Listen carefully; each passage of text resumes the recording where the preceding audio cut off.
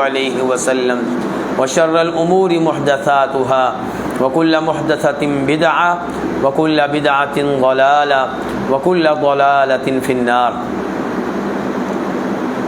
ہر قسم کی حمد و ثنا اس اللہ رب العزت کے لیے جو ہمیں بار بار اس مسجد میں ملنے کے مواقع عطا فرماتا ہے۔ اللہ کرے کہ روز قیامت یہ مسجد ہمارے حق میں گواہی دے اور اس کی یہ گواہی روز قیامت ہماری نجات کا سبب اور ذریعہ بن جائے۔ اللہ تعالیٰ جزائے خیر دے محترم جناب قاری عبدالوکیل غازی صاحب کو، جو یہ پروگرام منعقد کرتے ہیں اور ان کی وجہ سے ہم لوگ آپس میں قرآن و حدیث کے فوائد سننے سنانے کے لیے جمع ہو جاتے ہیں۔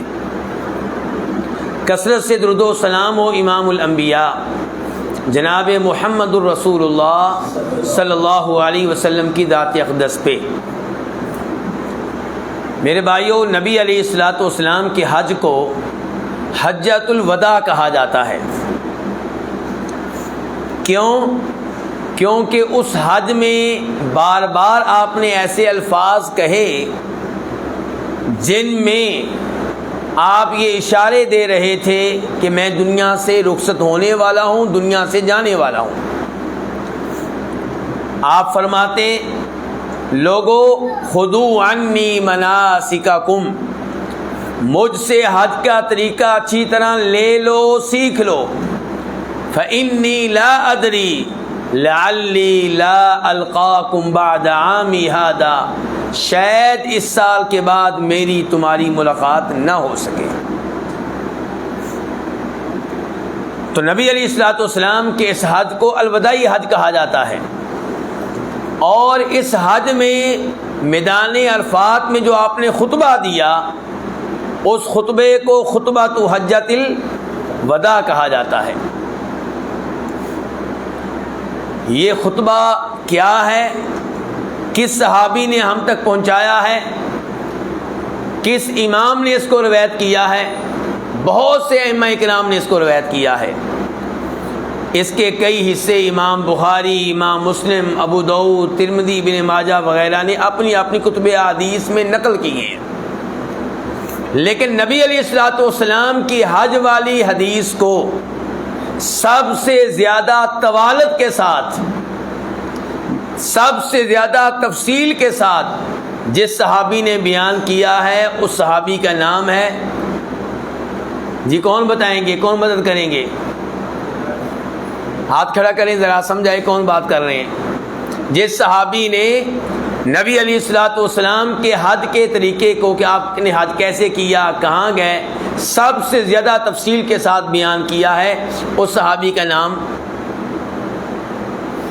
جابر بن عبداللہ۔ جواب مجھے ملا ہے لیکن پتہ نہیں چلا کہ کہاں سے جواب آیا ہے، جواب دینے والا دعاؤں سے محروم رہ گیا ہے۔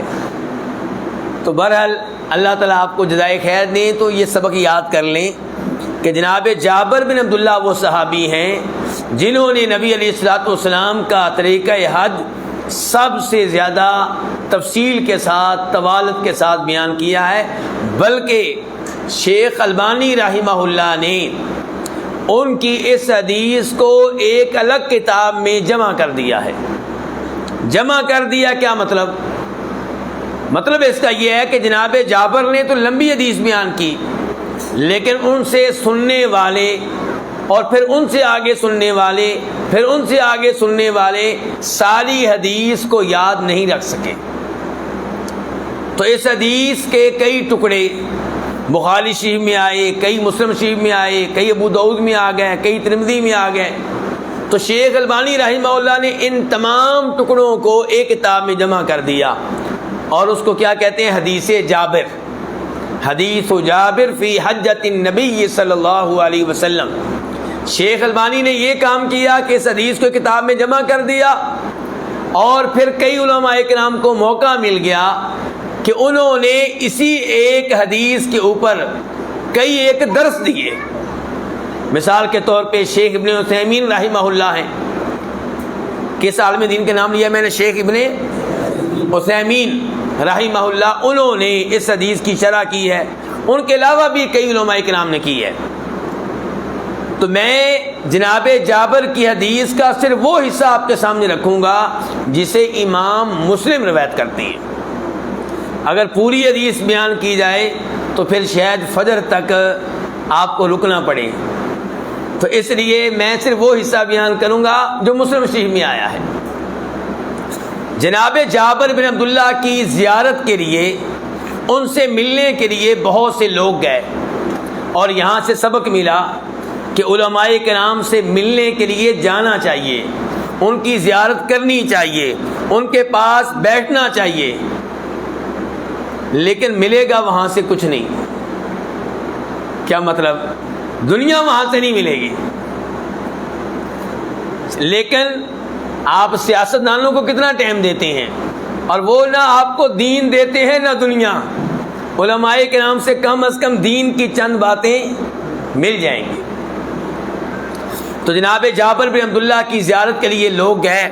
جناب جابر اس عمر میں بینائی سے محروم ہو چکے ہیں، بڑھاپے کا عالم ہے، تو پوچھا ہاں جی یہ کون ہے، ان کے ساتھ کون بیٹھا ہے، ان کے ساتھ کون بیٹھا ہے، کس قبیلے سے ہے، کہاں سے آئے ہیں؟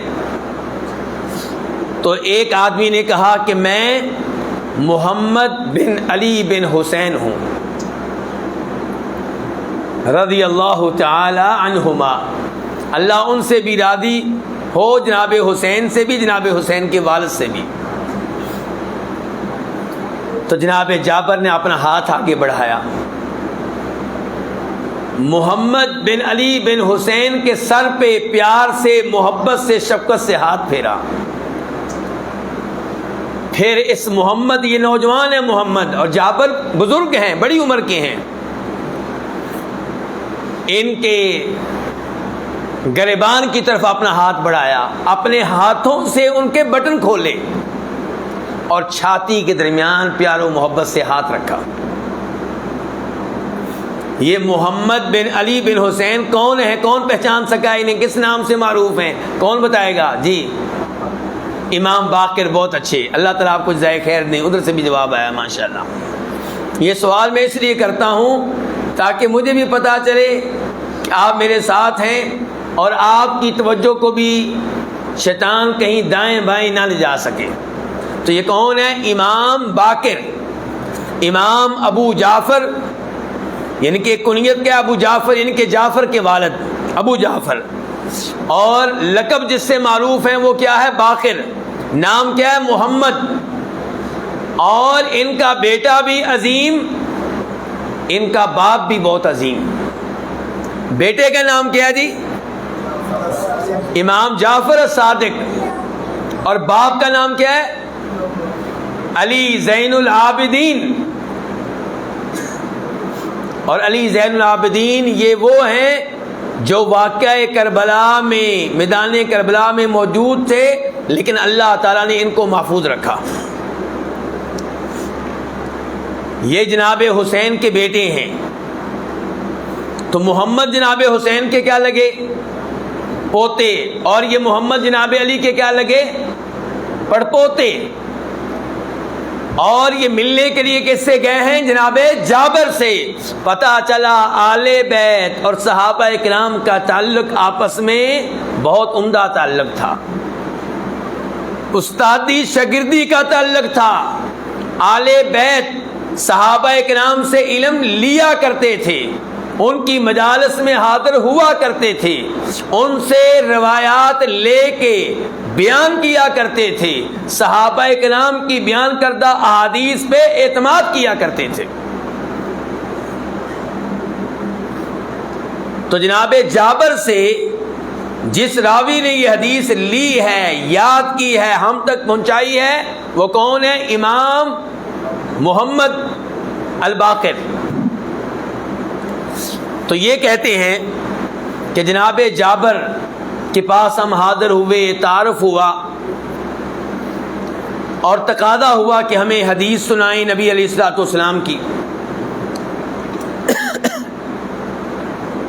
تو امام باقر کہتے ہیں تھوڑی دیر کے بعد نماز کا وقت ہو گیا، تو جناب جابر نے ہمیں نماز پڑھائی اور ایک چادر میں پڑھائی، جبکہ دوسری چادر بھی موجود تھی۔ دوسری چادر انہوں نے استعمال نہیں کی، ایک ہی چادر میں نماز پڑھا دی۔ ایک چادر کے ساتھ جب نماز پڑھی ہوگی تو جسم کا کون سا حصہ ننگا رہ گیا ہوگا اور کون سا حصہ ڈھک گیا ہوگا؟ جی ظاہر ہے سر ننگا رہا ہوگا۔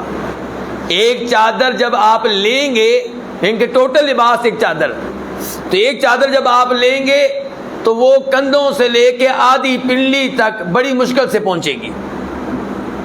تو اس لباس میں جناب جابر نے نماز ادا کی، اور پھر نبی علیہ الصلوۃ والسلام کا حج بیان کیا۔ تو میں حج کی تفصیلات میں نہیں جاؤں گا، میں حج میں منتقل ہوتا ہوں میدان عرفات کی طرف۔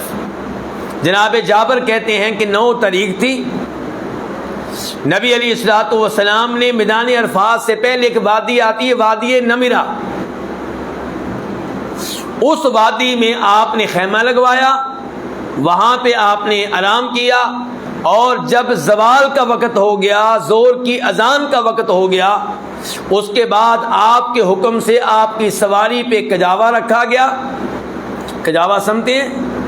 تو کجاوے پہ بیٹھ کے آپ وادی میں آئے، اور وادی میں آپ نے لوگوں کو خطبہ دیا۔ اور آپ جانتے ہیں کہ جب نبی علیہ الصلوۃ والسلام نے حج کیا تھا، اس دن منگل تھا کہ بدھ؟ ہاں جی، کون سا دن تھا؟ جمعہ کا دن تھا۔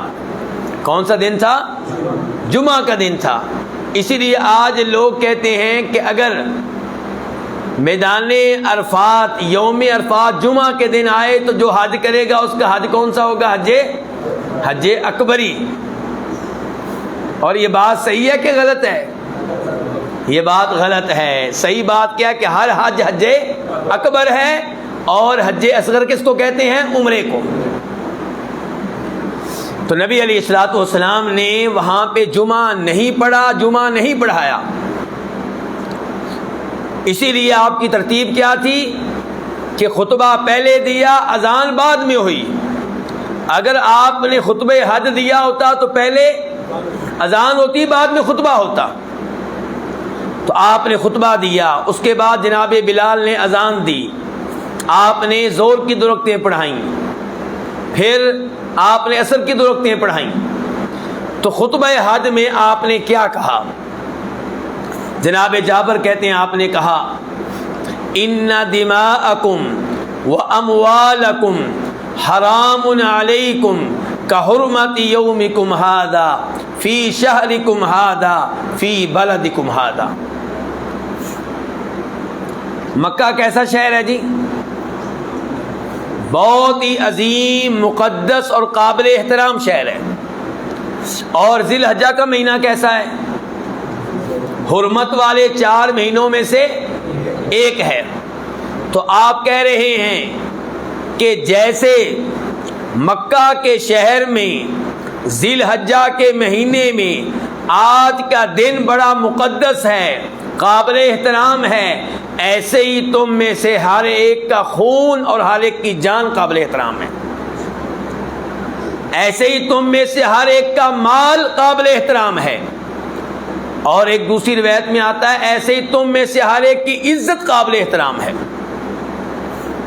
3 چیزوں کی حرمت آپ نے بیان کی، مسلمان کے جان کی حرمت، اس کے خون کی حرمت، مسلمان کے مال کی حرمت، مسلمان کی عزت کی حرمت، یعنی کہ کسی مسلمان کو قتل کرنے کی اجازت نہیں ہے، کسی مسلمان کو زخمی کرنے کی اجازت نہیں ہے، کسی مسلمان کی پٹائی کرنے کی اجازت نہیں ہے، کسی مسلمان کو تھپڑ مارنے کی اجازت نہیں ہے، کسی مسلمان کو اینٹ اور پتھر مارنے کی اجازت نہیں ہے، کسی مسلمان کے مال پہ ناجائز طور پہ قبضہ کرنے کی اجازت نہیں ہے، بہنوں کی وراثت کے حصے پہ ایک دن کے لیے، ایک مہینے کے لیے، ایک سال کے لیے قبضہ کرنے کی اجازت نہیں ہے، رشوت لینے کی اجازت نہیں ہے، چوری کرنے کی اجازت نہیں ہے، ڈاکہ ڈالنے کی اجازت نہیں ہے، کسی کی اجازت کے بغیر اس کا جوتا لے جانے کی اجازت نہیں ہے، اس کی گاڑی لے جانے کی اجازت نہیں ہے،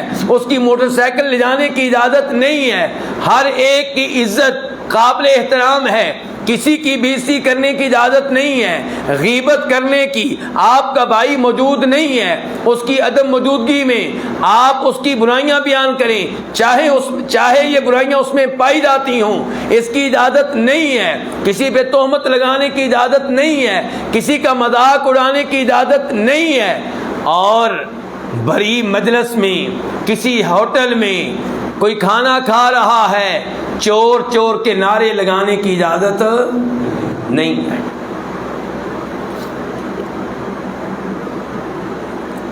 مجھے نہیں پتا کہ آپ کس سیاستدان پہ مر مٹتے ہیں، کس سیاستدان سے آپ کو عشق ہے، مجھے نہیں پتا، کیونکہ ہمارا عشق عام طور پہ صحابہ کرام سے بھی بڑھ جاتا ہے، قرآن و حدیث سے بھی بڑھ جاتا ہے۔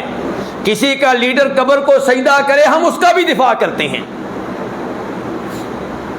اور دوسری جانب چور چور کے کوئی نعرے لگائے ہم خوش ہوتے ہیں، یعنی کہ ہمارے ان سیاستدانوں نے ہمارے نظریات، ہمارے عقائد کو تبدیل کر کے رکھ دیا ہے۔ ایک آدمی کی چوری ثابت بھی ہو جائے، مجھے بتائیے کیا اسلام اجازت دیتا ہے کہ آپ کسی مسجد میں جا کر، مسجد نبوی میں جا کر، اس مسجد میں یا کسی ہوٹل میں یا کسی ایئرپورٹ پہ اس کے سامنے چور چور کے نعرے لگائیں؟ کیا اسلام اس کی اجازت دیتا ہے؟ اللہ کی قسم اسلام اس کی اجازت نہیں دیتا، چاہے چوری ثابت ہو جائے۔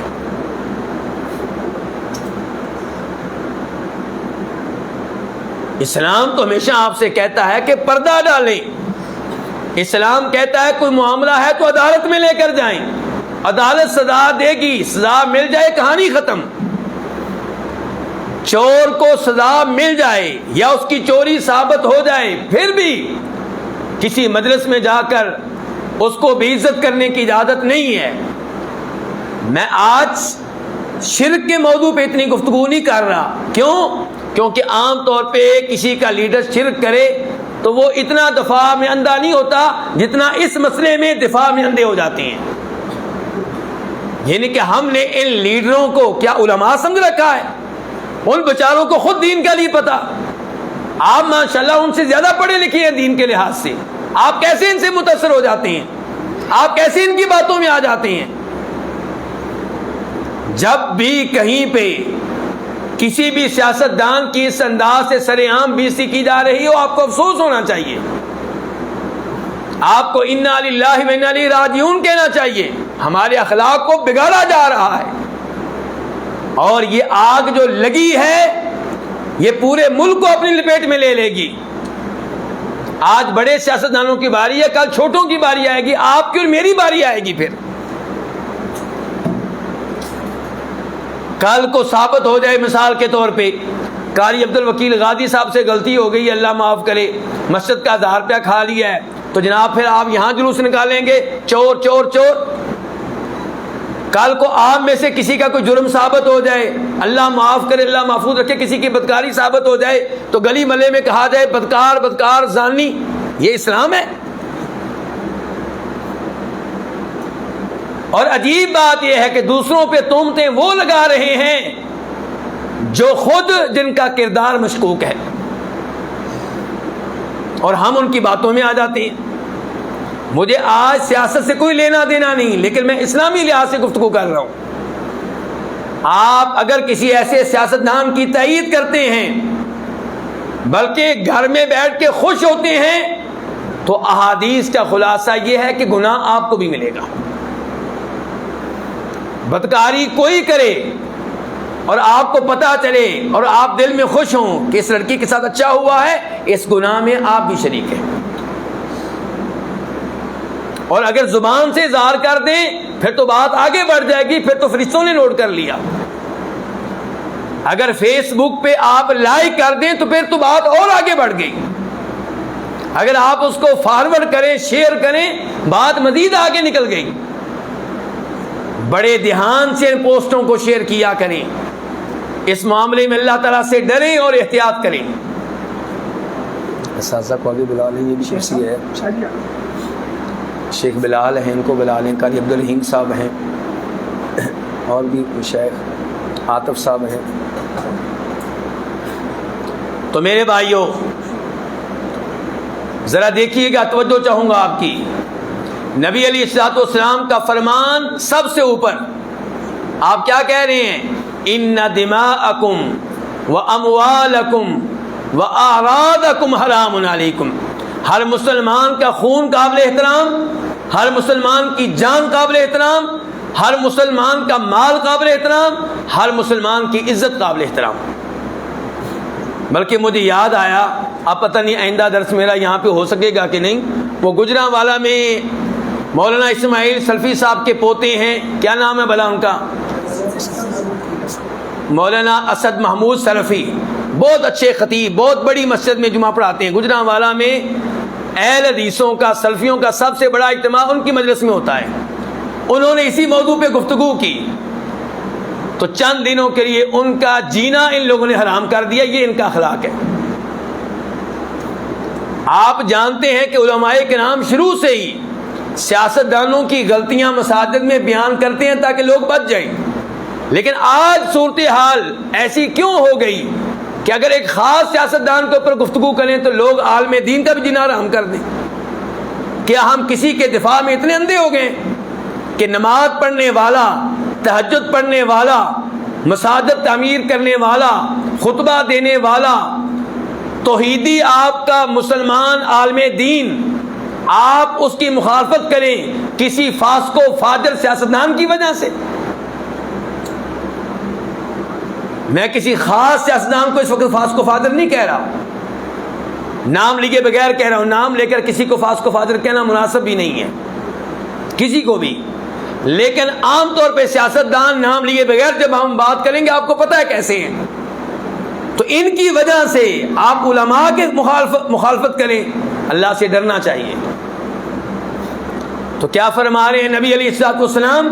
ان دماءکم واموالکم واعراضکم حرام علیکم، کہ لوگوں تم میں سے ہر ایک کی جان قابل احترام ہے، ہر ایک کا مال قابل احترام ہے، ہر ایک کی عزت قابل احترام ہے۔ اور آپ نے اس بات کی اہمیت کو واضح کرنے کے لیے کیا کہا؟ جیسے آج کا دن قابل احترام ہے۔ کیوں جی، یوم عرفات کو لوگ اہمیت دیتے ہیں کہ نہیں دیتے؟ اور یوم عرفات وہ بھی جب آپ مکہ میں ہوں، پھر اس دن کی عظمت میں مزید اضافہ ہو جائے گا، یعنی کہ 9 تاریخ اور مکہ میں، مکہ جیسے مقدس اور محترم شہر میں کتنا عظیم یہ دن ہے۔ فرمایا ایسے ہی ہر مسلمان کی عزت قابل احترام ہے، ایسے ہی ہر مسلمان کی جان قابل احترام ہے۔ تو میرے بھائیو، ہر مسلمان کی عزت کریں، کبھی کسی کی بے عزتی نہ کریں، کبھی کسی کی پٹائی نہ کریں۔ بہت سے لوگوں کو دیکھا گیا ہے، وہ بڑا فخر کرتے ہیں کہ فلاں آدمی نے میرے سامنے بات کی، میں نے زور سے تھپڑ مارا اس کو، خوش ہو رہے ہوتے ہیں۔ روز قیامت یہ تھپڑ تمہارے لیے وبال جان بن جائیں گے، تمہارے لیے اس تھپڑ سے جان بچانا مشکل ہو جائے گا۔ تو نبی علیہ الصلوۃ والسلام کے الفاظ بڑے قیمتی ہیں جو خطبہ حجۃ الوداع کا حصہ ہیں۔ دوسرے نمبر پہ آپ نے فرمایا الا کل شیء من امر الجاہلیت تحت قدمی موضوع، کہ لوگوں جاہلیت کی تمام عادات، زمانہ کفر کی تمام خصلتیں، زمانہ جاہلیت کے تمام رواج، میں ان کے خاتمے کا اعلان کر رہا ہوں، انہیں کل عدم قرار دے رہا ہوں، انہیں اپنے پاؤں تلے روند رہا ہوں۔ یہ کون سے امور ہیں جی جاہلیت کے؟ ہم میں جاہلیت کے امور پائے جاتے ہیں کہ نہیں پائے جاتے؟ کیوں جی پائے جاتے ہیں کہ نہیں پائے جاتے؟ اب یہ دیکھنا پڑے گا کہ یہ جاہلیت کے امور ہم میں موجود ہیں کہ موجود نہیں ہیں۔ تو ذرا میں آنے والے مشائخ کو مرحبا کہتا ہوں، شیخ حامد یونس صاحب، شیخ وقاص زبیر صاحب، اور ان سے پہلے شیخ ریاست شاہ صاحب، شیخ بلال، شیخ عاطف قاری عبدالرحیم صاحب، اہلا وسہلا مرحبا۔ تو اب میں آپ کی توجہ چاہوں گا کہ نبی علیہ الصلوۃ والسلام نے جاہلیت کی عادات، زمانہ کفر کی خصلتوں کے خاتمے کا اعلان کیا۔ کیا یہ ہم میں پائی جاتی ہیں یا نہیں؟ آپ نے تو خاتمے کا بہت پہلے اعلان کر دیا تھا، 1400 سال پہلے آپ نے خاتمے کا اعلان کیا۔ کیا وہ چیزیں اب مسلمانوں سے ختم ہو گئی ہیں کہ اب بھی موجود ہیں؟ ایک دو حدیثوں کی طرف اشارہ کروں گا۔ امام مسلم روایت کرتے ہیں جناب ابو مالک اشعری رضی اللہ تعالیٰ عنہ سے، فرمایا نبی کریم صلی اللہ علیہ وسلم نے کہ جاہلیت کی 4 چیزیں میری امت میں موجود ہیں، موجود رہیں گی، لا یترکونہن، یہ انہیں ترک کرنے کے لیے تیار نہیں ہوں گے۔ نمبر 1 الفخر فی الاحساب، اپنے حسب و نسب پہ فخر کرنا۔ میرے والد صاحب نے یہ کیا، میرے دادا جی نے یہ کیا، ہماری برادری نے یہ کیا، یا اپنے کارناموں پہ فخر کرنا۔ اور آج آپ دیکھیں گے اچھے بھلے سمجھدار لوگ اپنی اپنی برادریوں پہ، اپنے اپنے خاندانوں پہ فخر کر رہے ہوتے ہیں، اپنے مال پہ فخر کر رہے ہوتے ہیں، اپنے عہدے پہ فخر کر رہے ہوتے ہیں، اپنی اولاد پہ فخر کر رہے ہوتے ہیں۔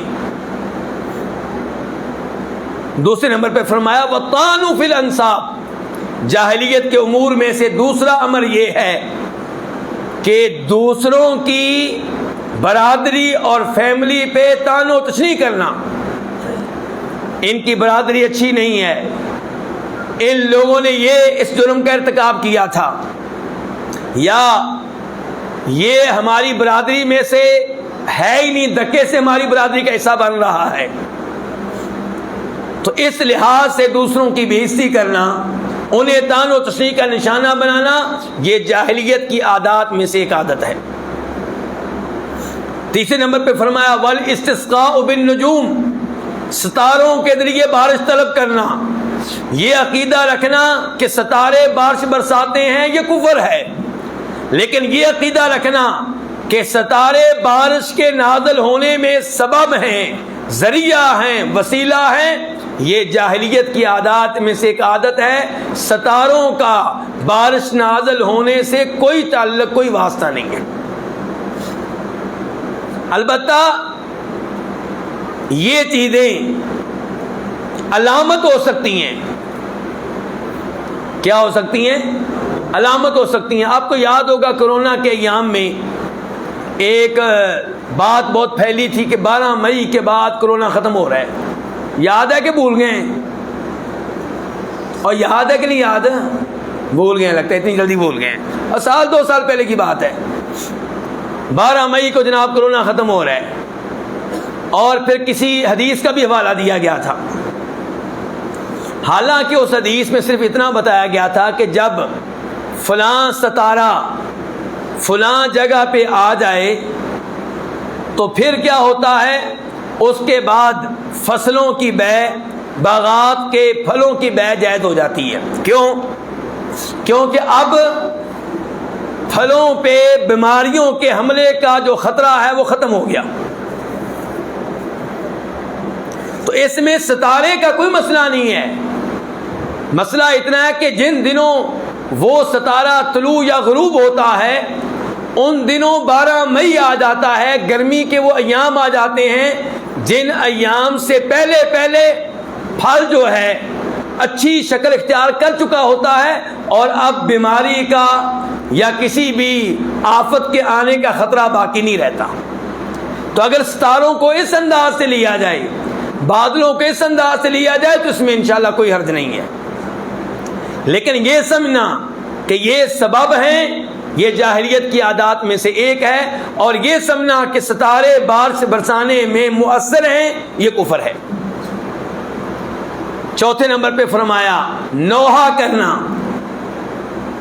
کوئی فوت ہو جائے تو نوحہ کرنا، اور یہ چیز ہمارے گھروں میں تو امید ہے کہ نہیں ہوگی، کیوں جی ایسے ہی ہے نا، نہ میری والدہ نہ آپ کی والدہ نہ میری بہنیں نہ آپ کی بہنیں فوتگی کے موقع پہ چیختی چلاتی تو نہیں ہوں گی، آواز نہیں نکالتی ہوں گی، ایسے ہی ہے نا، اور شاید 2-3 ہی خوش نصیب ہوں گے۔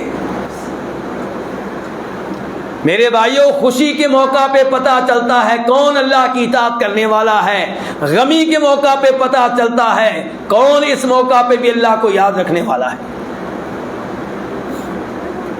آپ کے والد صاحب فوت ہو گئے، ان کی جان کس نے لی؟ اللہ نے لی۔ آپ غمگین ہوں گے، پریشان ہوں گے، شریعت کو اس پہ کوئی اعتراض نہیں ہے۔ آپ کی آنکھوں سے آنسو نکلیں، شریعت کو اس پہ کوئی اعتراض نہیں ہے۔ جب نبی علیہ الصلوۃ والسلام کے صاحبزادے ابراہیم فوت ہوئے، آپ کے ہاتھوں میں تھے، آپ کی آنکھوں سے آنسو نکل رہے تھے، اور آپ کہہ رہے تھے ابراہیم تیری جدائی کا بہت غم ہے، تیری جدائی پہ بہت غمگین ہوں، میری آنکھوں سے آنسو بھی نکل رہے ہیں، میرا دل انتہائی غمگین ہے، لیکن میرے منہ سے ایسا کوئی لفظ نہیں نکلے گا جس پہ اللہ رب العزت ناراض ہو جائے۔ یہ ہے اعتدال، یہ ہے توازن۔ آنکھوں سے آنسو نکل رہے ہیں، پریشان ہیں، غمگین ہیں، لیکن زبان پہ کوئی حرف اعتراض نہیں ہے، کوئی شکوہ نہیں ہے، بلکہ اللہ کی حمد و ثنا کے ترانے جاری ہو رہے ہیں۔ تو میرے بھائیوں، فوتگی کے موقع پہ اونچی اونچی آواز سے چلانا، چیخنا اور زبان سے الفاظ ادا کرنا، یہ نوحہ ہے، اور شریعت نے اس سے سختی کے ساتھ روکا ہے۔ فرماتے ہیں نبی علیہ الصلوۃ والسلام، نوحہ کرنے والی عورت اگر توبہ کیے بغیر فوت ہو گئی تو روز قیامت اس حال میں اسے اٹھایا جائے گا کہ اسے خارج کی قمیص پہنائی جائے گی۔ خارج برداشت کر لیں گے نا؟ نہیں برداشت کر سکتے، دنیاوی خارج برداشت نہیں کر سکتے، وہ کہاں برداشت کر سکتے؟ اچھا، یہاں پہ یہ دھمکی آپ نے، یہ وعید آپ نے عورت کو سنائی ہے، مردوں کو نہیں سنائی۔ اس کا مطلب مرد نوحہ کریں تو معافی ہے۔ پھر کیوں؟ کیونکہ شریعت یہ سمجھتی ہے کہ مرد عام طور پہ نوحہ نہیں کرتے، لیکن آج کے مرد بھی اس معاملے میں کیا بن چکے ہیں؟ عورتیں بن چکے ہیں۔ میرے بھائیو، افسوس ہوتا ہے شادی کے موقع پہ ہم رب کو بھول جاتے ہیں، نماز معاف۔ جس اللہ نے بیٹا دیا اور آج اس بیٹے کو جوان بھی کیا اور اس کے لیے رشتہ بھی دیا، خوشی کا دن دکھایا، شادی کرنے کے لیے مال دیا، شادی کرنے کے لیے گھر دیا، شادی کرنے کے لیے وسائل دیے، اس رب کو بھول جاتے ہیں، اور شادی کے دن شادی کے گھرانے کو، سارے گھرانے کو نماز معاف، خصوصاً عورتوں کو، کیونکہ وہ میک اپ ہی ایسا کرتی ہیں جس میں وضو نہیں ہو سکتا، مجبوری ہے۔ شیخ ابن باز رحمہ اللہ کا تو فتویٰ یہ ہے کہ کوئی مسلمان ایک بھی نماز جان بوجھ کر چھوڑے وہ کافر ہو جاتا ہے۔ ایک نماز قضا کر دے جان بوجھ کر، وہ کیا ہو جاتا ہے؟ کافر ہو جاتا ہے۔ تو میرے بھائیوں، غمی کے موقع پہ آپ سمجھدار ہیں، کنٹرول کریں اپنی بیگم پہ، کنٹرول کریں اپنے بچوں پہ، معاملہ آپ کے ہاتھ میں ہے، اور پہلے سے تربیت کیا کریں اپنی اولاد کی، ورنہ حدیث میں آتا ہے کہ جانے والا چلا جاتا ہے، پچھلے روتے ہیں، اور جانے والے کو قبر میں ان کے رونے کی وجہ سے عذاب ہوتا ہے۔ یہاں پہ سوال اٹھایا علماء کرام نے کہ اس بیچارے کا کیا قصور ہے؟ تو امام بخاری رحمہ اللہ فرماتے ہیں، واضح کرتے ہیں اپنی بخاری میں کہ اگر جانے والا گیا اور وہ اپنی زندگی میں نوحہ کیا کرتا تھا، اونچی اونچی آواز سے رویا کرتا تھا فوتگی کے موقع پہ، اب اس کے بچے یہ کام کر رہے ہیں، گھر والے یہ کام کر رہے ہیں، تو وہ خود یہ تربیت دے کر گیا ہے، اس لیے قبر میں اسے عذاب ہوگا۔ اور اگر وہ یہ کام نہیں کرتا تھا لیکن اس کے معاشرے میں، اس کی فیملی میں، اس کے اہل و عیال میں یہ کام ہوتا تھا، اس کو پتا تھا کہ ممکن ہے کل کو میرے بچے بھی یہ کام کریں، لیکن ان کو روک کر نہیں گیا، تو اس وجہ سے اسے قبر میں عذاب ہوگا۔ تو میرے بھائی ابھی سے آپ اپنے بچوں کی تربیت کریں، فوتگی ہو جائے آپ کے بیٹے کی، فوتگی ہو جائے آپ کے والد کی، فوتگی ہو جائے آپ کی بیٹی کی، بیگم کو کہیں کہ کنٹرول رکھیں اپنے اوپر، بچوں سے کہیں کہ کنٹرول رکھیں اپنے اوپر۔ میت کو آپ کے رونے کی ضرورت نہیں ہے، میت کو آپ کی دعاؤں کی ضرورت ہے۔ تو یہ جاہلیت کے امور ہیں۔ تو نبی علیہ الصلوۃ والسلام نے تو یہ کہا تھا کہ میں جاہلیت کے امور کو اپنے پاؤں تلے روند رہا ہوں، ان کے خاتمے کا اعلان کر رہا ہوں۔ جناب ابو ذر غفاری اور جناب بلال میں کسی بات پہ غلط فہمی پیدا ہو گئی، جناب ابو ذر غفاری نے ان کو برا بھلا کہا، یہاں تک کہہ دیا او کالی عورت کے بچے۔ نبی علیہ الصلوۃ والسلام تک معاملہ پہنچا، آپ نے کہا ابو ذر تم ایسے شخص ہو کہ تم میں جاہلیت کی یہ عادت پائی جاتی ہے۔ پھر جناب ابو ذر کو سبق مل گیا، جب وہ مدینہ سے نکل کے مقام ربدہ میں چلے گئے تو معرور بن سوید کہتے ہیں، مسلم شریف کی روایت ہے کہ میں نے دیکھا کہ جیسی چادر ابو ذر نے پہنی ہے ویسی چادر ان کے غلام نے پہنی ہوئی ہے۔ ہم نے کہا حضرت جو چادر آپ کے غلام نے لی ہے وہ چادر آپ لیتے، آپ کی دونوں چادریں ایک جیسی ہو جاتی ہیں، آپ کا سوٹ بن جاتا۔ آپ نے ایک چادر اپنے پاس رکھی ہے، ایک اس کو دے دی ہے، نہ آپ کا سوٹ بن سکا نہ اس کا بن سکا، یہ آپ نے کیوں کیا؟ فرمایا کہ میرے اور ایک آدمی کے درمیان غلط فہمی پیدا ہو گئی تھی، وہ اجمی آدمی تھا، عربی نہیں تھا، میں نے اس کو اس کی ماں کا طعنہ دیا تھا، اشارہ اسی واقعے کی طرف ہے۔ تو نبی علیہ الصلوۃ والسلام نے کہا تھا ابو ذر تم میں جاہلیت کی عادت پائی جاتی ہے، یاد رکھو یہ غلام لونڈیاں یہ تمہارے بھائی ہیں، اللہ نے انہیں تمہارے متحد کیا ہے، جیسا کھانا خود کھاتے ہو ویسا ان کو کھلاؤ، جیسا لباس خود پہنتے ہو ویسا ان کو پہناؤ، اور ان سے کوئی ایسا کام نہ لو جو کرنے کی وہ استطاعت اور طاقت نہ رکھتے ہوں، اگر ایسا کوئی بھاری کام لو تو ان کی مدد کرو۔ تو میرے بھائیو چند مثالیں میں نے دی ہیں جاہلیت کے امور کی، اور آج ہم کسی کو لڑائی کے دوران اس کی ماں کی گالی دیتے ہیں یا نہیں دیتے؟ کیوں جی؟ زبان ہماری پاک صاف ہے نا الحمدللہ۔ میرے بھائیو افسوس ہوتا ہے بلا وجہ، یعنی کہ لڑائی چھوڑیں، عام معمول میں بھی ہم گالیاں دے رہے ہوتے ہیں ماں کی، بہن کی، یہ کیا ہے؟ مسلمان کو زیب دیتا ہے؟ مسلمان کی زبان کے بارے میں نبی علیہ الصلوۃ والسلام نے یہ کہا تھا کہ مسلمان کی زبان ہر وقت اللہ کے ذکر سے تر رہنی چاہیے، کبھی آپ سبحان اللہ کہہ رہے ہوں، کبھی اللہ اکبر کہہ رہے ہوں، کبھی لا الہ الا اللہ کہہ رہے ہوں، کبھی الحمدللہ کہہ رہے ہوں، اور فرشتے آپ کی نیکیاں لکھتے چلے جا رہے ہیں۔ فرماتے ہیں نبی علیہ الصلوۃ والسلام وَدِمَاءُ الْجَاهِلِيَّةِ مَوْضُوعَةٌ، یہ آپ کے خطبے کا تیسرا پوائنٹ۔ آپ نے کہا زمانہ جاہلیت کے خون میں انہیں ریگاں قرار دے رہا ہوں، ان کا بدلہ لینے کی اجازت نہیں ہوگی۔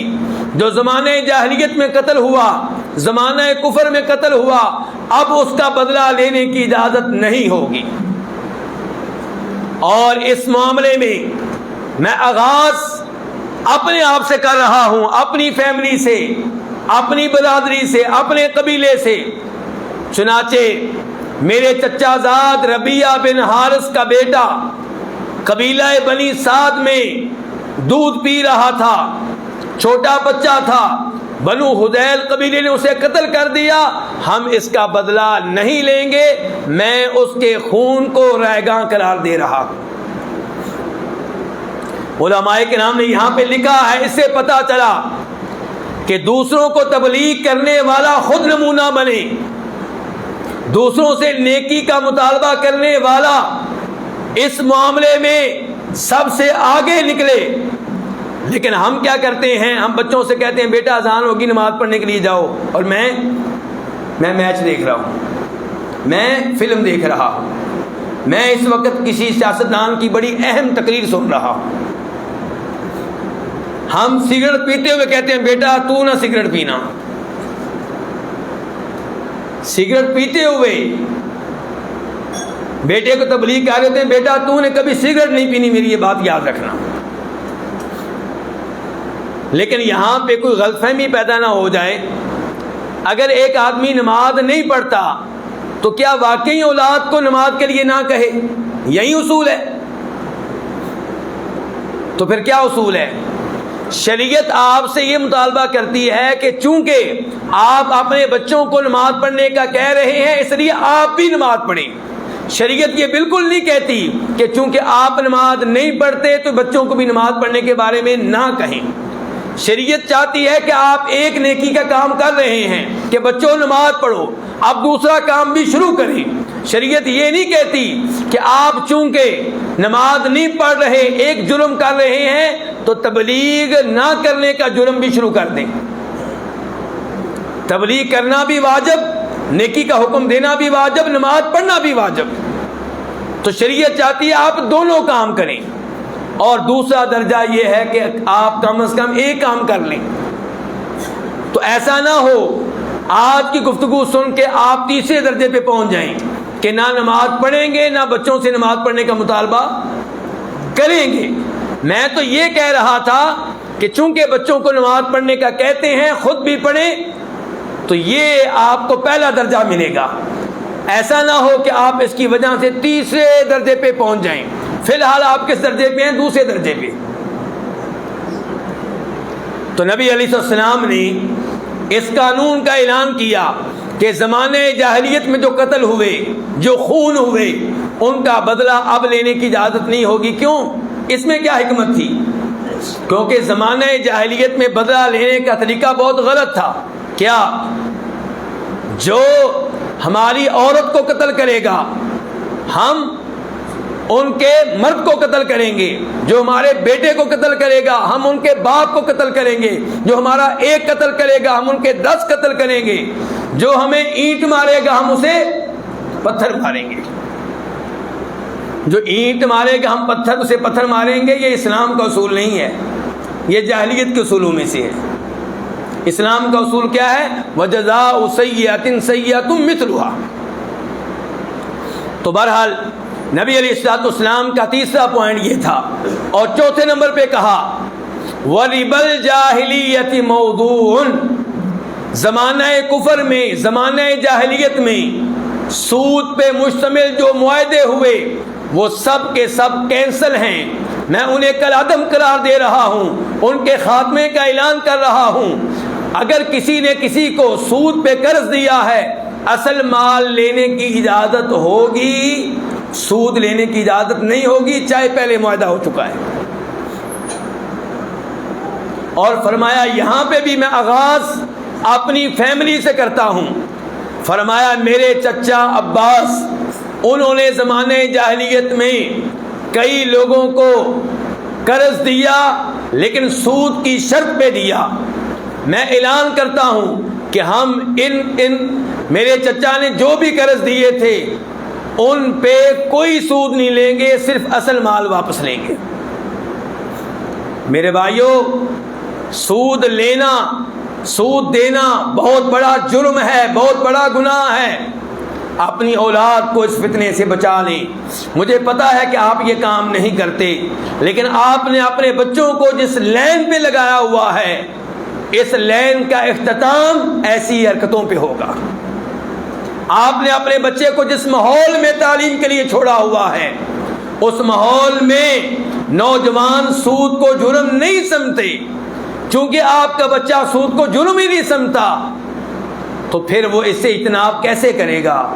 اس سے کب تک دور رہے گا؟ صورتحال تو یہ ہے کہ ایمان کمزور ہونے کی وجہ سے ہم بھی سود کے دائیں بائیں پھر رہے ہیں، ہم بھی اس فتوے کی تلاش میں ہیں جس فتوے کی وجہ سے کوئی راستہ نکل آئے سود پہ گاڑی لینے کا، سود پہ مکان بنانے کا۔ تو جب ہمارا یہ حال ہے، جنہوں نے اچھے زمانے میں تربیت پائی ہے، تو ہمارے بچوں کا کیا حال ہوگا جنہوں نے انگریزوں کے اسکولوں اور کالجوں میں تربیت پائی ہے؟ یہ بہت بڑا جرم ہے، جہنم کی آگ میں لے جانے والا جرم۔ فرماتے ہیں نبی علیہ الصلوۃ والسلام، اللہ کی لعنت سود لینے والے پہ، سود دینے والے پہ، سودی معاملے کو تحریر کرنے والے پہ، سودی معاملے کو کمپیوٹر میں داخل کرنے والا، سودی فارم کو پر کرنے والا، سودی معاملے میں سہولت دینے والا، سودی معاملے پہ گواہ بننے والا، یہ سارے کے سارے مجرم ہیں، سب پہ اللہ کی لعنت ہے۔ میرے بھائیوں بچ جائیں اس سے، خود بھی بچیں، اپنی اولاد کو بھی بچائیں۔ اللہ تعالیٰ فرماتے ہیں قوا انفسکم واہلیکم نارا، خود بھی جہنم کی آگ سے بچیں، اپنی اولاد کو بھی اس آگ سے محفوظ رکھیں۔ یہ آگ اتنی سخت ہے کہ اس کا ایندھن کون ہوں گے؟ لوگ اور پتھر۔ جس آگ کا ایندھن پتھر ہوں گے وہ آگ کتنی شدید ہوگی۔ تو آپ کو اپنی اولاد پہ ترس نہیں آتا؟ مجھے اپنی اولاد پہ ترس نہیں آتا؟ یہاں پہ تو بڑا ترس آتا ہے کہ جون جولائی میں گھر میں اے سی ہونا چاہیے، میرے بیٹے کو گرمی نہ لگے۔ تو روز قیامت کا جو عذاب ہے اس کے معاملے میں اپنی اولاد پہ ترس کیوں نہیں آتا؟ نبی علیہ الصلوۃ والسلام اس کے بعد فرماتے ہیں فاتقوا اللہ فی النساء، کہ لوگوں عورتوں کے معاملے میں اللہ سے ڈرتے رہنا۔ لوگوں کے عورتوں کے حقوق بیان کیے نبی علیہ الصلوۃ والسلام نے، کہا لوگوں عورتوں کے معاملے میں اللہ سے ڈرتے رہنا، یہ عورتیں تمہارے گھر میں آئی ہیں اللہ کے عہد پہ، اللہ کی طرف سے دی گئی ضمانت پہ، اور یہ تمہارے لیے حلال ہوئی ہیں اللہ کے کلام کے ذریعے۔ فَانْكِحُوا مَا طَابَ لَكُم مِّنَ النِّسَاءِ، اللہ نے اعلان کیا تھا کہ یہ عورتیں تمہارے لیے حلال ہیں اگر تم ان سے نکاح کرو، تو اللہ نے ان کو تمہارے لیے حلال کیا ہے۔ اب ان کے معاملے میں اس اللہ سے ڈرتے رہنا جس اللہ کے نام پہ تمہارے گھر میں آئی ہے، جس اللہ نے انہیں تمہارے لیے حلال کیا۔ یہ نہ سمجھنا کہ ان کا کوئی وارث نہیں ہے، ان کا کوئی پیچھا کرنے والا نہیں ہے، میرا سسر میرا کچھ نہیں کر سکتا، میرے سالے میرا کچھ نہیں بگاڑ سکتے، نہیں، ان عورتوں کے پیچھے ان کا رب ہے۔ اس لیے کیا کہا ہے اللہ کے نبی علیہ السلام نے؟ فاتقوا اللہ فی النساء، عورتوں کے معاملے میں اللہ سے ڈرنا ہے۔ فرمایا تمہارا تمہاری بیویوں پہ یہ حق ہے کہ تمہاری بیویاں تمہارے گھر میں ایسے مرد ایسی عورت کو داخل نہ ہونے دیں جس کے داخل ہونے کو تم ناپسند کرتے ہو۔ میرے بھائیو یہ بڑا اہم اصول ہے۔ میاں بیوی کے اختلافات کے اسباب میں سے ایک سبب یہ ہے کہ ہمارے گھروں میں کوئی نہ کوئی ایسا آتا ہے جو ہماری بیوی کو ہمارے خلاف بھڑکا جاتا ہے۔ بیوی خوش ہوتی ہے ہمارے ساتھ، لیکن وہ آنے والی عورت ایسی باتیں کر جاتی ہے جن باتوں کی وجہ سے ہماری بیوی ہم سے جھگڑتی ہے، ہم سے اختلاف رکھتی ہے، ہمارے بارے میں اپنے دل میں بغض رکھتی ہے۔ اب خاوند مجبور ہے کہ ایسی عورت کا، ایسے مرد کا داخلہ بند کرے۔ ویسے بھی انسان کے پاس کوئی نہ کوئی تو ایسی جگہ ہونی چاہیے جہاں اس کی مکمل مرضی چلے اللہ کی ذات کے بعد۔ اگر میرے گھر میں میرا سسر یا میرا سالہ یا میری بیوی کا کوئی ایسا رشتہ دار گھر میں آ کر بیٹھے جو میرے سامنے اکڑتا ہے تو میرا تو اس گھر میں جینا حرام ہو جائے گا، کہ میں اپنے اس دشمن کو گھر سے نکالنے کی استطاعت نہیں رکھتا، تو اس وجہ سے پھر میری اور میری بیوی کی لڑائی ہوگی۔ تو شریعت نے جہاں صلہ رحمی کا حکم دیا بیوی کے ساتھ اچھا سلوک کرنے کا حکم دیا، یقیناً اپنے سسر کا احترام کرنا چاہیے، اس کو باپ سمجھنا چاہیے، اپنی ساس کو ماں کا درجہ دینا چاہیے، اپنے سالوں کو بھائیوں کا درجہ دینا چاہیے۔ لیکن اگر کوئی خاوند مجبور ہو جائے ساس سسر کے بیوی کو بھڑکانے کی وجہ سے اور ان کا داخلہ بند کر دے، تو بیوی کو اجازت نہیں ہے کہ ان میں سے کسی کو خاوند کے گھر میں داخل کرے۔ آپ کہیں گے بڑی سختی ہے، سختی نہیں ہے، اس سختی کی وجہ سے ہو سکتا ہے عورت کا گھر اجڑنے سے بچ جائے۔ اس طرح کی سختیاں کئی دفعہ انسان کے لیے مفید ثابت ہوتی ہیں۔ اس کے بعد آپ نے عورتوں کے حقوق بیان کیے، فرمایا تمہاری بیویوں کا تم پہ حق ہے کہ انہیں خوراک فراہم کرو، کھانا فراہم کرو، انہیں لباس فراہم کرو، یہ تمہاری بیویوں کے تمہارے اوپر حقوق ہیں، اور دیگر حقوق دیگر احادیث میں بھی آئے ہیں۔ تو میرے بھائیوں، اس حدیث سے کیا پتا چلا؟ کمانے کی ذمہ داری مرد کی ہے یا عورت کی؟ اور آج عورتوں کو آزادی مل چکی ہے۔ کیا آزادی ملی ہے؟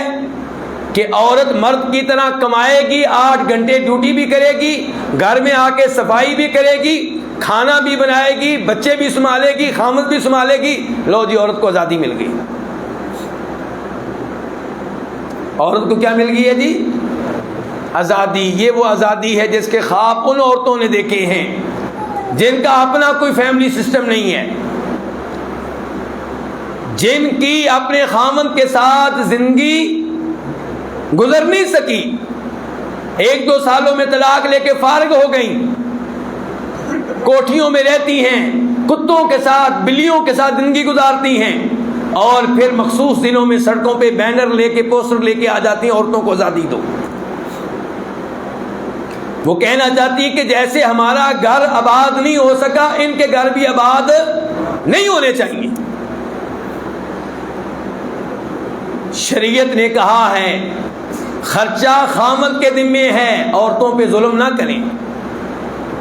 میرا اپنا عزیز چند دن پہلے ان کے گھر گیا، بڑی خوشی سے انہوں نے بتایا کہ ہماری بچی میٹرک پاس کر لیا ہے، بڑے اچھے نمبر آئے ہیں، اور اب میڈیکل کے انٹری ٹیسٹ کے لیے لاہور میں جا رہی ہے۔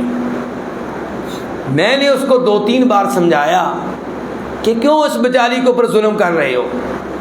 4-5 سال بیچاری رٹے لگائے گی، 4-5 سال اس کی نیندیں حرام ہو جائیں گی، اور پھر 4-5 سال میں معلوم نہیں وہاں کا ماحول کیسا ملے گا۔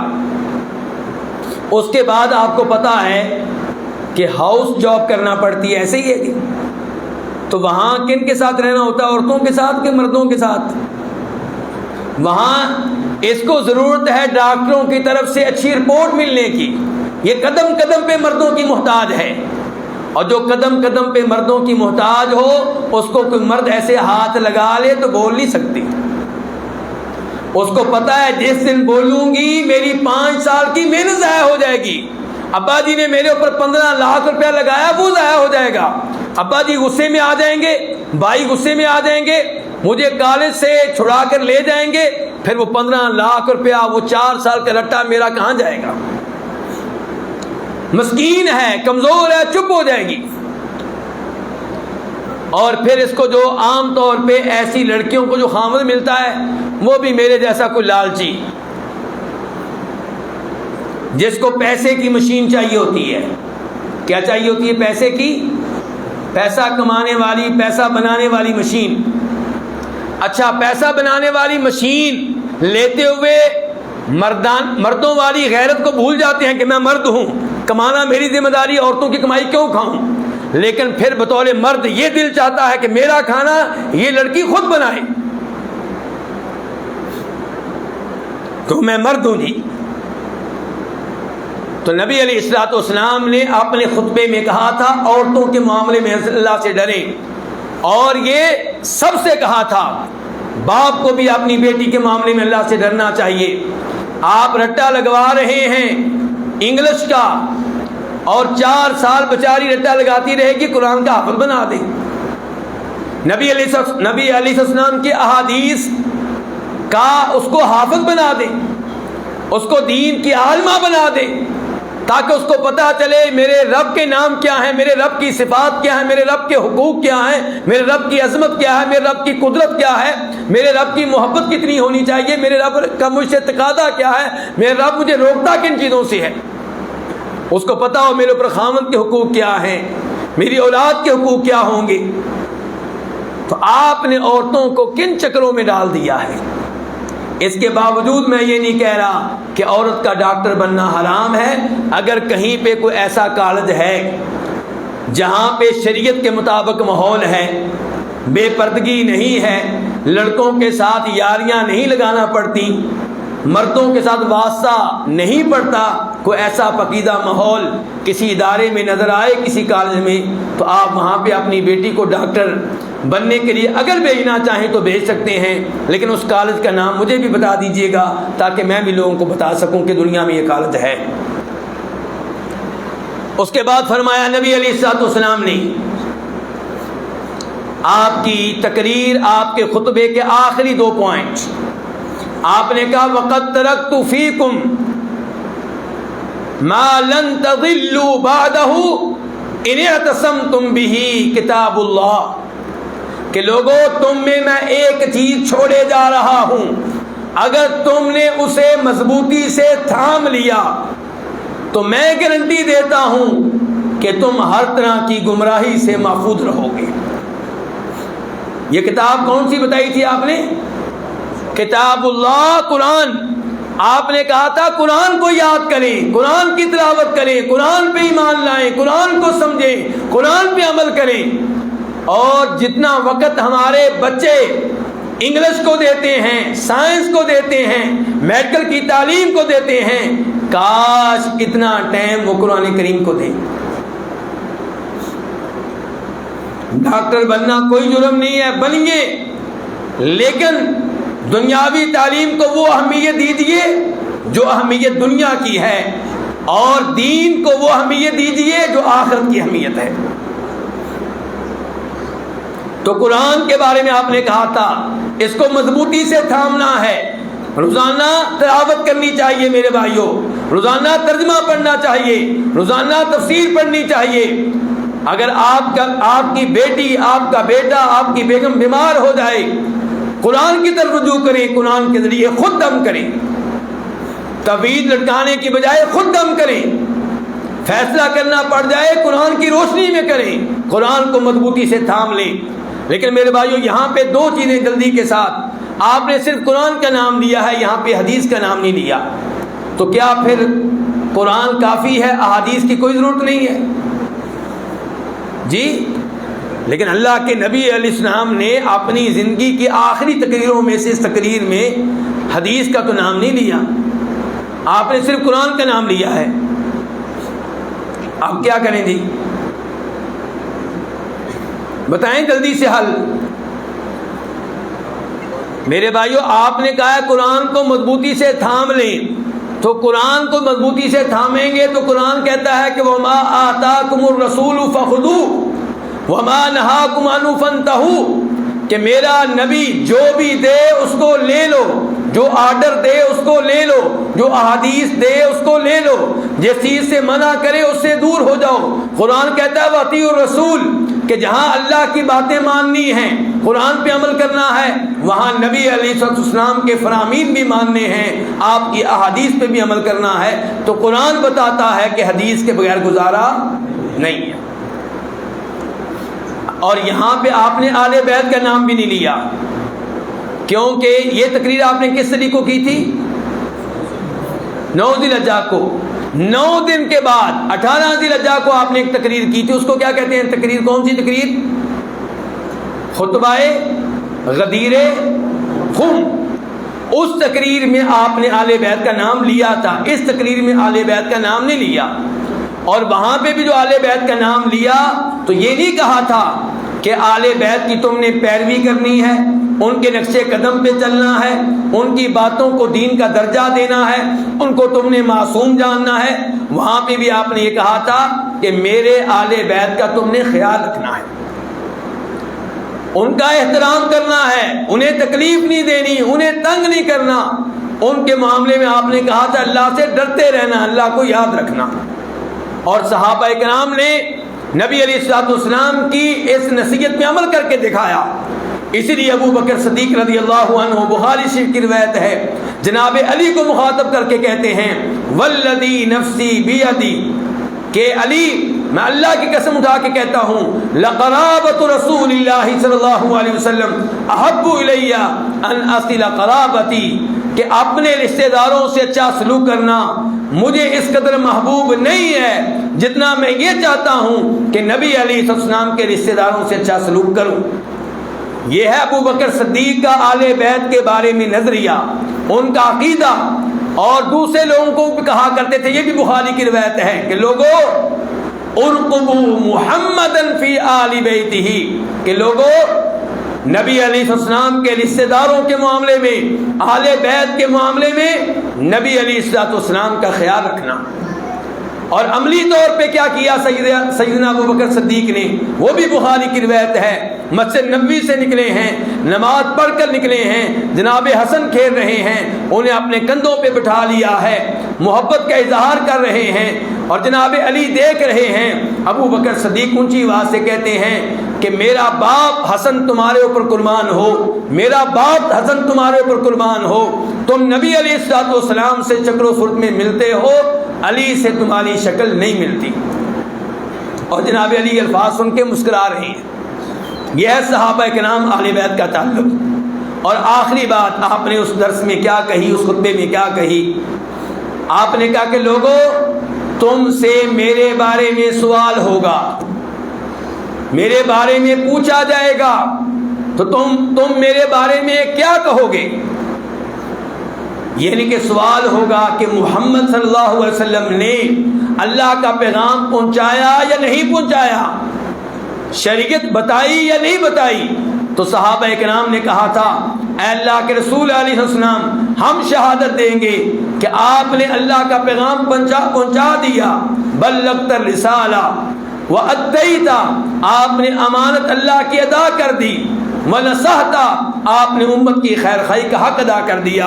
تو نبی علیہ السلام اپنا ہاتھ کبھی اوپر کرتے کبھی نیچے کرتے، انگلی اپنی شہادت والی اوپر کرتے نیچے کرتے، کہتے اللہم اشہد، اے اللہ گواہ رہنا۔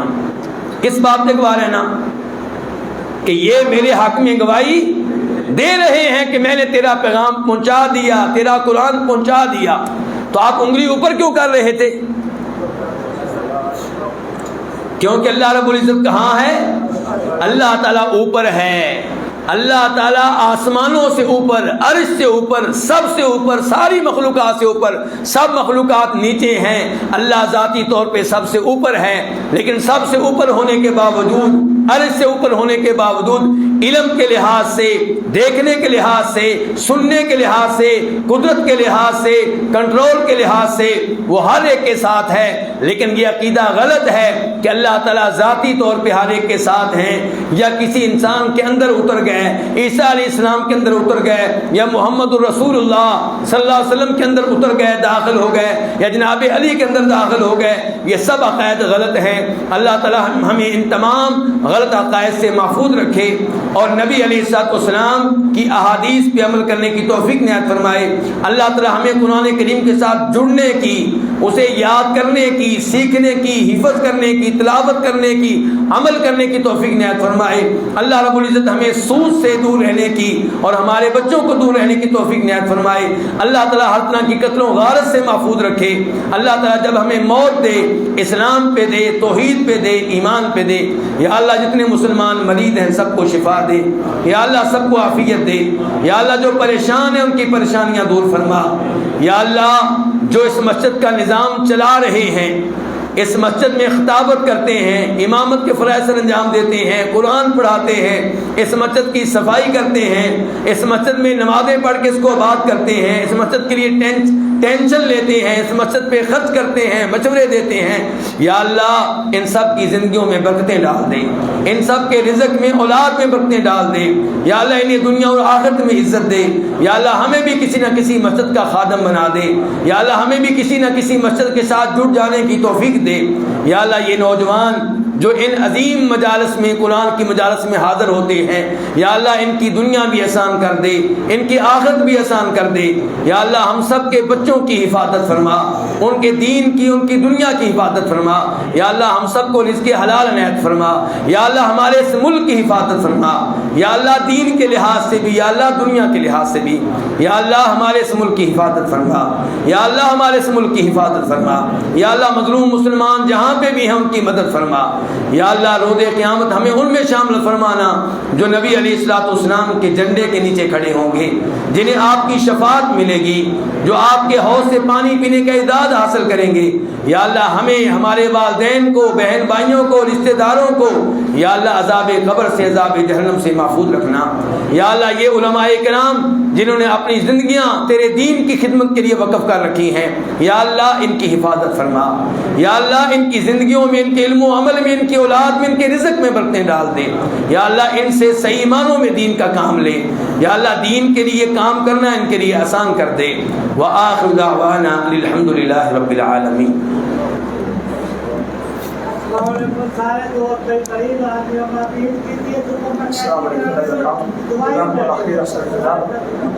میں ڈاکٹر صاحب کے لیے بہت زیادہ مشہور ہوں، اپنی طرف سے، اپنے یونٹ کے ساتھیوں کی طرف سے، اس مرکز کے نمازیوں کی طرف سے بھی، اور اسی طریقے سے میں آج کی اس محفل میں تشریف لانے والے علماء اکرام، فضیلت الشیخ استاد حامد ظہور صاحب حفظہ اللہ تعالیٰ، فضیلت الشیخ شیخ وقاص زبیر صاحب حفظہ اللہ تعالیٰ، اور اسی طریقے سے میرے انتہائی پیارے دوست اپنے بھائی فضیلت الشیخ مولانا ریاست شاہ صاحب حفظہ اللہ